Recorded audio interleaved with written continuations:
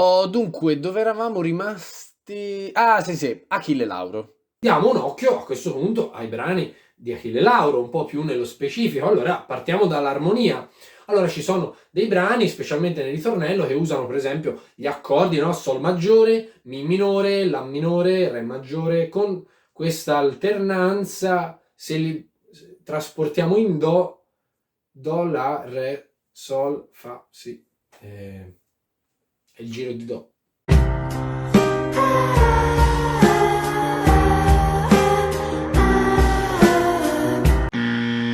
Il discorso riguardo alla melodia è un po' lo stesso di Diodato. È breve, ripetitiva, però si muove poco, non ha aspetti riconoscibili, quindi potrebbe essere qualsiasi cosa. Visto che gli accordi sono sempre gli stessi, veramente un problema ricordarsela. Il ritornello un po' meglio, ovviamente, perché il ritornello... Però l'arrangiamento è sempre più o meno lo stesso. È sempre in ambito pop e non trap. C'è un po' di drum machine sotto, è vero, ci sono degli stilemi, ci sono delle percussioni che ritmicamente ricordano un po' il rap, la trap, con questi suoni sintetici, ma niente di straordinario, rimane tutto più o meno sotto, appunto gli accordi sono gli stessi, quindi l'arrangiamento di conseguenza si muove nello stesso modo, e la strofa è un po' più giù, il ritornello è un po' più intenso, no? Un po' più ricco, la batteria è sempre in 4/4, sempre uguale. Ci sono un po' di così suoni sintetici, come dicevamo per Diodato, fermi sotto, guai se si muovono, immobili, belli piazzati. Che vi devo dire? Ma dobbiamo dire che, per esempio, il brano Rolls Royce, sempre di Achille Lauro del 2019, che aveva già partecipato a Sanremo, varie critiche, oddio, Achille Lauro, boh, solite cose. La linea melodica all'inizio si appoggia subito su una dissonanza, oddio, la dissonanza incredibile, sì, si appoggia su una dissonanza. È una dissonanza piuttosto difficile da mantenere anche intonata, da sostenere perché è lunga, non è una dissonanza passeggera, ma è una caratteristica fondante del tema, della melodia, della linea melodica, insomma, del canto, diciamo così. E la particolarità di questa cosa è che nonostante l'arrangiamento sia sempre lo stesso, gli accordi sempre i soliti, lì non cambia nulla, mi dispiace, ma non cambia mai niente, però la particolarità sta nel fatto che talvolta questa melodia viene un po' strascicata, un po' parlata, è un po' insomma instabile, e questo secondo me dà una certa freschezza perlomeno al brano rispetto a tutte le altre banalità, insomma, e stereotipi del caso. Se ascoltiamo con attenzione possiamo subito notare che nella melodia c'è qualcosa di strano.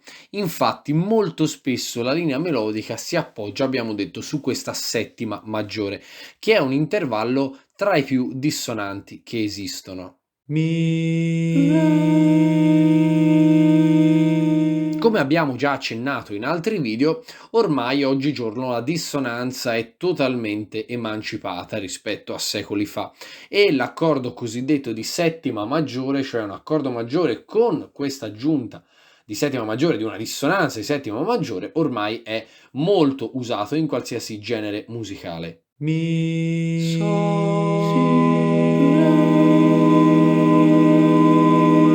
La particolarità non sta tanto infatti nell'aver usato questi accordi, ma sta nel come viene sottolineata la dissonanza.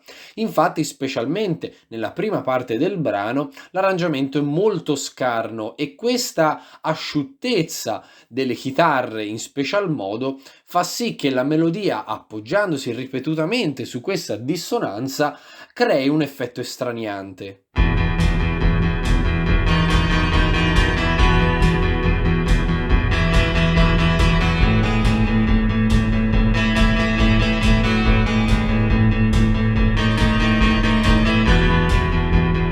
Questa nota viene ripetuta ossessivamente molte volte. La risoluzione della dissonanza viene fatta in maniera molto rapida e quasi impercettibile.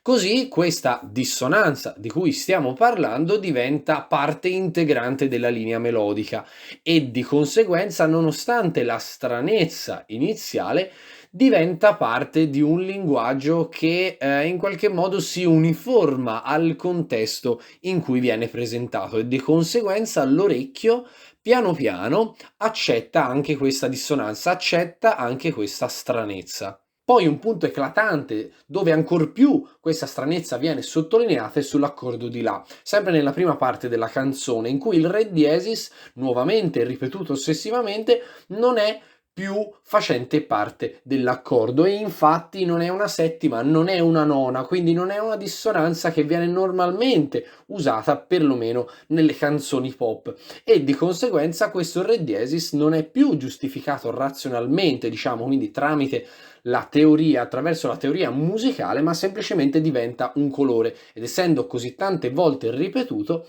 viene piano piano, perché no, apprezzato dall'orecchio.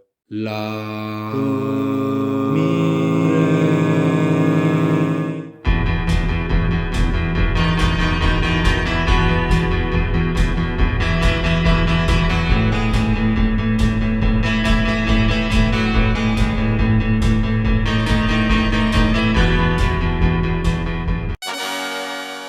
Bene, adesso parliamo dei vincitori del Festival di Sanremo, i 3 vincitori del Festival di Sanremo 2021.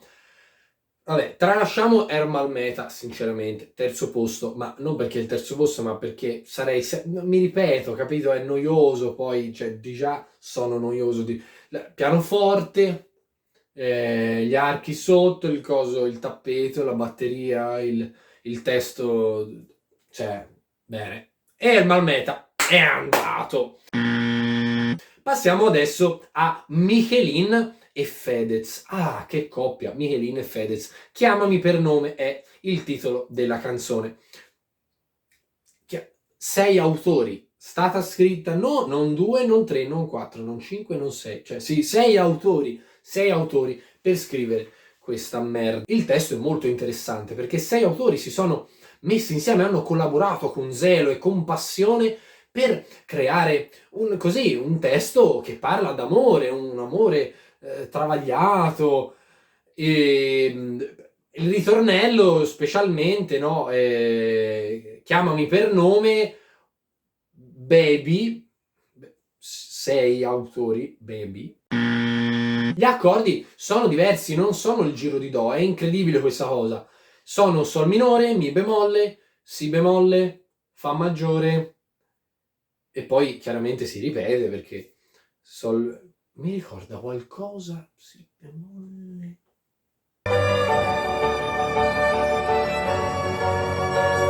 Ma allora, siccome io non voglio essere cattivo e avere pregiudizi, ho fatto una statistica e nella mia analisi di 50 brani delle ultime 10 edizioni di Sanremo è venuto fuori che il 90% di questi pezzi utilizza questi due giri armonici, o il giro di Do maggiore o il giro di La minore nelle varie tonalità. Chiaramente ognuno ha la sua estensione vocale, però i giri sono quelli. Allora, cioè, io come faccio a non arrabbiarmi? Ditemi come faccio a non arrabbiarmi. Va bene, andiamo avanti. Allora, l'arrangiamento di questo brano è... L'arrangiamento è sempre uguale. C'è il nostro amico, ormai siamo amici di me, tappetone di suoni synth, insomma, sintetici, elettronici sotto, fermo, manco si muovesse per... E poi ogni tanto drum machine, no? La batteria, il coso, elettronica sotto che dà movimento. C'è una parte reppata, attenzione, dal nostro amico Fedez, perché cantare la melodia io non voglio essere ripetitivo, però la melodia è ripetitiva. Sono sempre le solite note, sempre registro piccolo, sempre girano sugli accordi, 4-5 note, 6, guarda, 6 proprio perché sei te, il ritornello un po' più orecchiabile, chiamami per nome, quello, cioè, insomma, per nome 1, 2, 3, sono 3 note, 4 perché proprio. Alla fine, però, comunque, Francesca Michelin ha una bella voce. È la classica cantante pop, come ce ne possono essere migliaia e migliaia, ma insomma è intonata, ha presenza scenica, ha un buon registro vocale, quindi rispetto a tutti gli altri concorrenti che c'erano più stonati quest'anno che non lo so, cioè, sembrava ad essere alla sagra di paese, ma comunque direi che Fedez lo possiamo collocare alla sagra della porchetta, perché se Fedez non fosse stato sposato con Chiara Ferragni, che ha fatto una pubblicità incredibile, sai, insomma, avendo 22 milioni di persone che la seguono pedissequamente, e se Fedez non fosse stato con Francesca Michelin e si fosse presentato da solo, insomma, fra lui che perdeva il tempo, andava indietro, era stonato, non si sa cosa, era impauritissimo, tremava, sembrava, era immobile, presenza scenica sotto i piedi, insomma, grazie Chiara, hai fatto un ottimo lavoro. Adesso parliamo invece dei vincitori di Sanremo 2021, i Rasputin, i Nazi, i Maneskin, c'è una pallina sulla A che non capisco, i Maneskin. Finalmente vince il rock a Sanremo, il rock, quello puro, quello che sradica le persone dalla seggiola, no? Quello hard rock, quello degli anni 70, no? Bello ruvido degli anni 70, sono 50 anni fa, a Sanremo 2021, meglio tardi che mai, L'arrangiamento, il testo, l'abbigliamento, insomma, sono tutti molto tipici del rock. L'interpretazione è molto concitata, l'aspetto scenico è importante, insomma, però in generale è un buon prodotto, secondo me, di artigianato, e quindi devo dire mi è piaciuto, l'ho apprezzato, però boh, ma insomma, fatto sta che nonostante ciò è comunque una serie di stereotipi, è una costruzione di un linguaggio che ormai è stato sviscerato da decenni. Gli accordi sono sempre gli stessi, mi, la, si del panorama rock, e sono ovviamente scanditi con i classici power chord, appunto rocchettari. Nell'armonia musicale gli accordi sono costituiti da 3 note basilari: la fondamentale, la terza, chiamata anche modale, e la quinta. La fondamentale e la quinta sono per lo più, nella maggior parte dei casi, considerate note neutrali. La terza invece, quindi la modale, è appunto quella nota che definisce il modo dell'accordo, cioè se un accordo è maggiore o minore.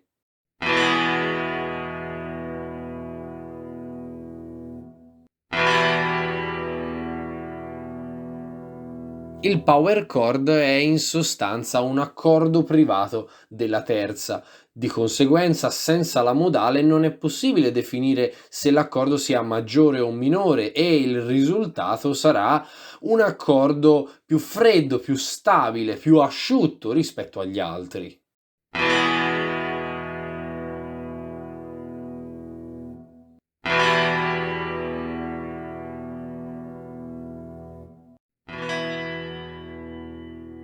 Già dai primordi questo tipo di armonia veniva ampiamente utilizzato, e nell'epoca barocca, classica e romantica viene totalmente soppiantata dagli accordi maggiori e minori. Nel Novecento comincia a riemergere, specialmente nel rock, viene presa come punto di riferimento per creare i brani musicali. Tra le motivazioni principali per cui il power chord sostituisce nel rock, per la maggior parte dei casi, gli accordi comuni maggiori e minori, è perché la distorsione pesante della chitarra elettrica non permette di percepire con chiarezza tutti i suoni dell'accordo, e di conseguenza c'è stata una necessità di semplificare il suono in generale, e quindi la scelta di levare la terza ha giovato in qualche modo alla sonorità del rock.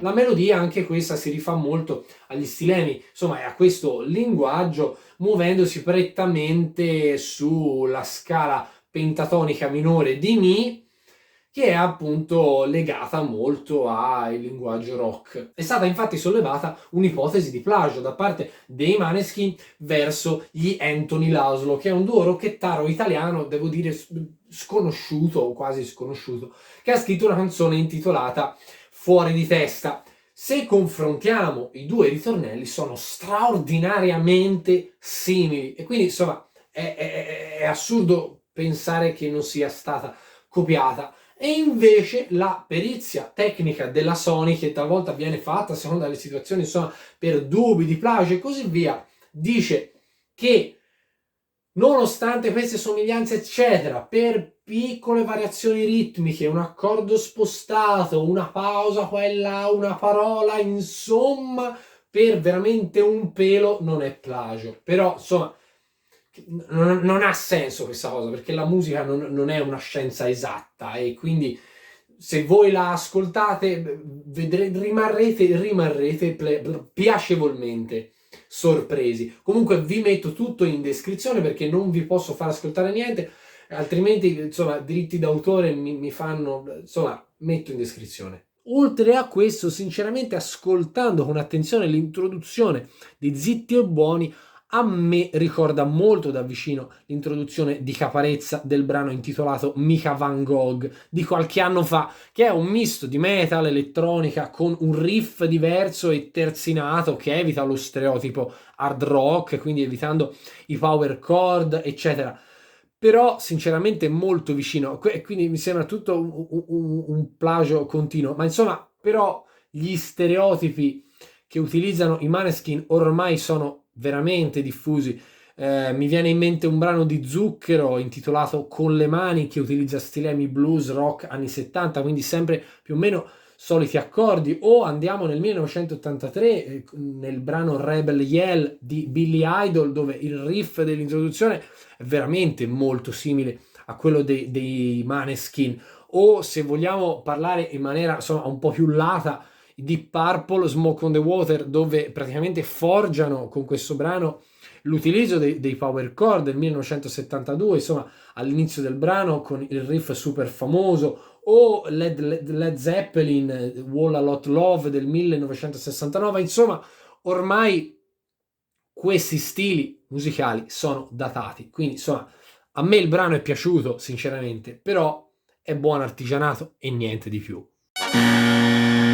Bene, basta, concludiamo. Non ne posso più. Guarda, sta facendo buio e fra un po' vado a letto. Ecco, quindi conclusione, Sanremo sempre uguale. Quest'anno qualcosina, insomma, speriamo sempre meglio. Non credo proprio, visto come vanno le cose.